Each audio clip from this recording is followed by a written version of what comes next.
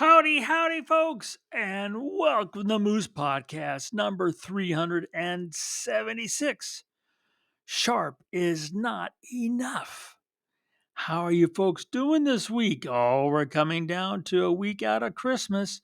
A simple programming note. I always wanted to say that on the podcast, but it doesn't happen that often. Anyway, since next Monday is Christmas Day, the podcast will be on Tuesday.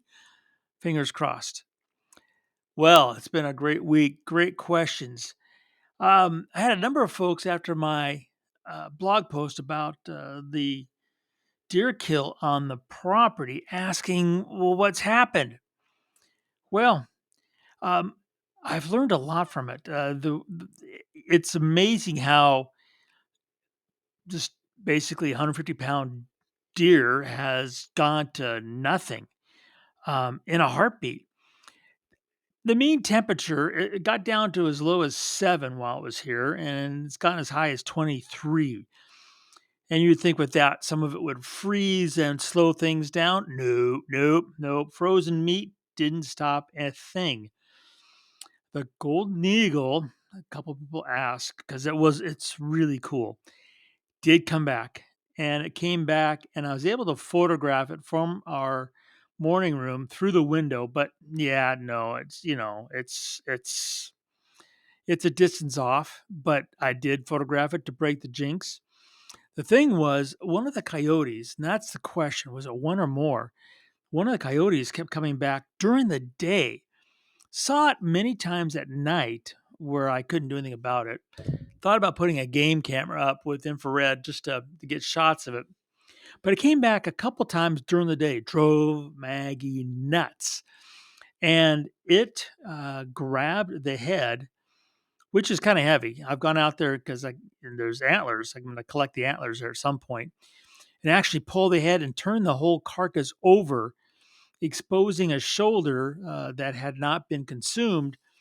And that brought some activity. It brought the golden eagle back. And then after that, it just, for lack of better terms, melting back into the earth. It is an amazing process. I have seen the ermine a couple times. It dashes in and out. It's kind of in tall grass. You can see from the photos in the blog post, but the main scavengers, which is the magpies, they haven't been on it for days.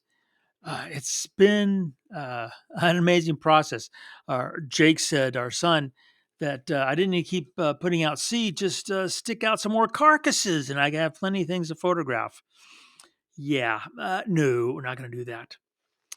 Hey, but I want to thank you for the questions, and I do appreciate the season's greetings. Thank you, guys. It means a lot to hear those positive words and knowing that some of the trivia I put out there actually helps your photography, which is what it's all about. Want to thank my good friends at Bedford Camera, bedfords.com. They've been the sponsor for the podcast for many years now. They are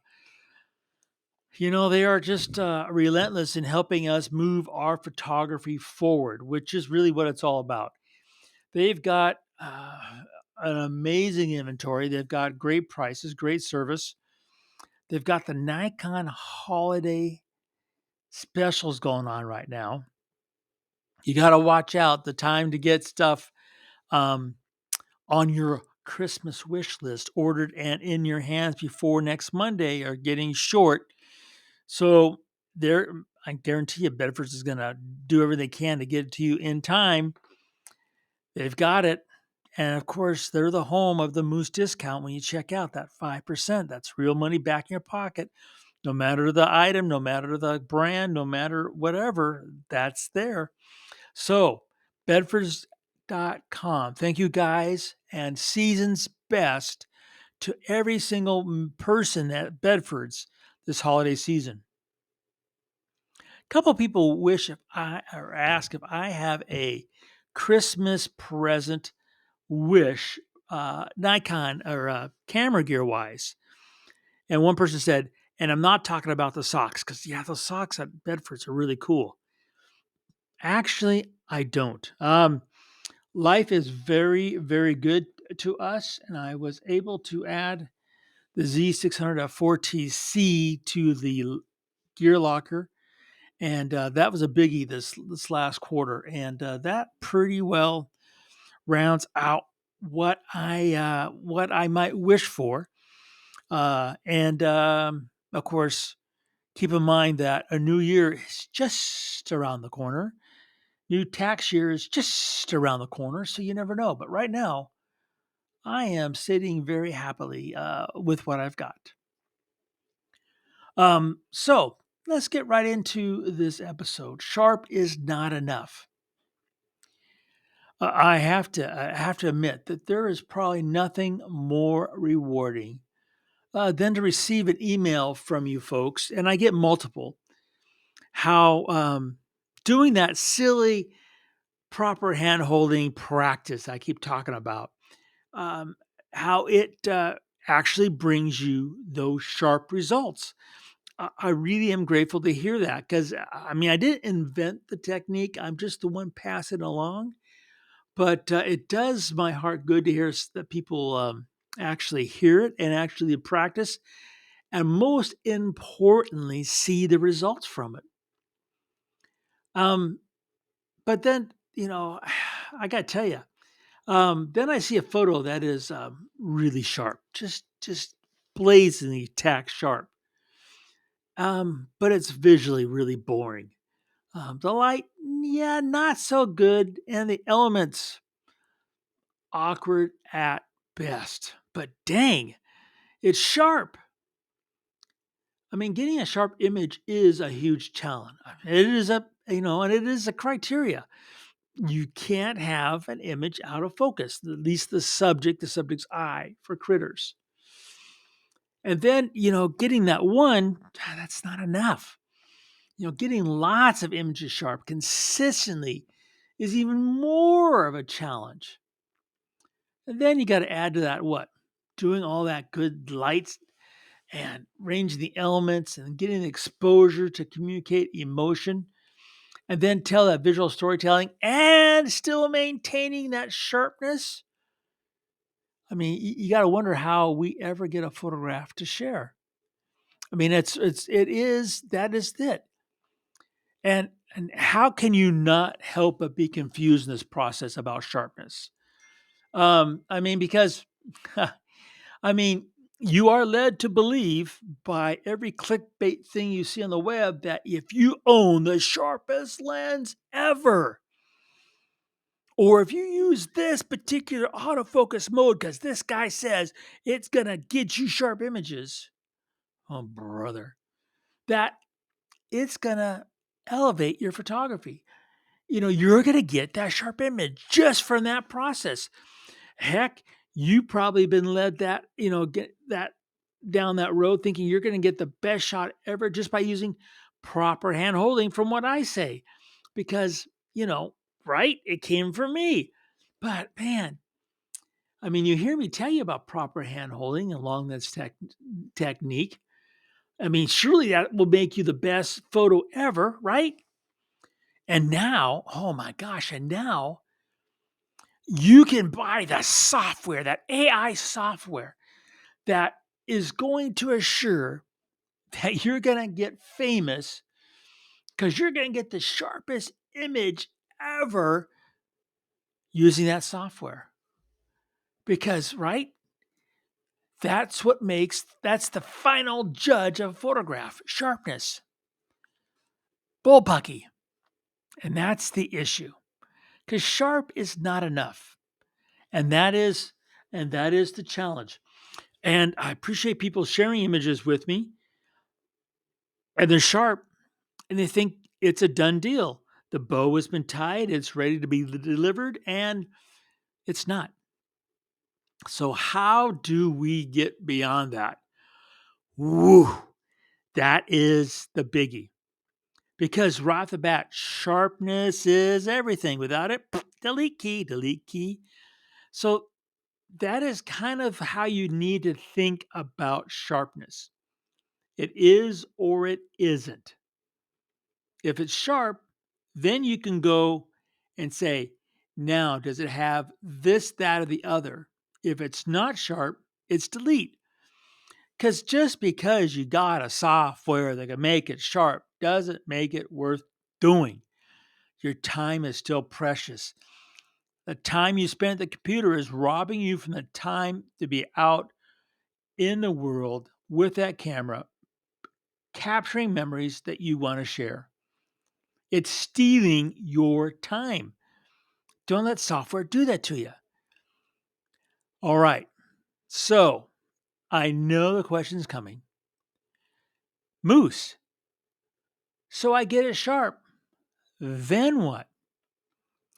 Understand that sharpness has to be something that is done on a consistent basis. Consistent does not mean 100% every time you take a picture, it's tack sharp. And that's an issue right off the bat. What is tack sharp? What's acceptable sharpness? What is not sharp enough? Oof. There is no web definition. There is no calculator. There is no visual scale. You just got to know. That's where printing comes in. That's the number 6 other podcasts combined. Now, with that understood, the mind's eye first goes to light and bright. Number 2 is sharpness. So, sharpness is not to be considered the entire image, not the vertical and horizontal axis multiplied together. Squared is not sharp. The subject has to be sharp. You got to smack the viewer right between the eyes with that sharpness. That's what the mind's eye is going to go to. The second thing. If light and bright is right there with the subject, then they're going to see the subject. Now, how much sharpness you have before and after that focus point, that subject, that is up to you, the storyteller. What is also up to you is the way in which the light is playing off that subject and is setting the stage for your subject, that background. And that's where sharpness actually takes kind of a back seat. Now, there's going to be some photographs where, yes, you're going to want to have everything in the photograph sharp. That's the way the story needs to be told. You want to tell it. But if you follow my images at all, you know I'm quite the opposite. Very rarely do I close the lens down. It's almost always wide open. So then that background, that light, that exposure, I don't worry about that sharpness issue. I am simply looking at setting the stage for my star. My star is my subject. It has to be sharp. Not all of it, but the part that I want you to first lock onto. And that's probably the hardest part sometimes for sharpness to sink into photographers. What part of the subject should be sharp? Now, with critters, people, eyeballs. Everything else, boy, aircraft.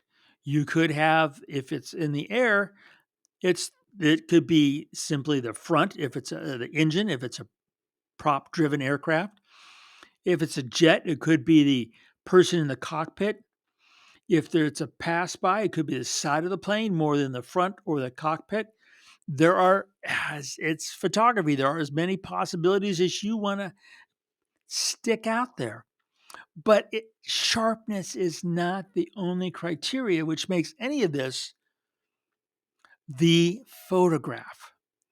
And that is what I would love to see folks, photographers, move forward. Okay, you've got a sharp. Okay, pat yourself on the back. Now move on.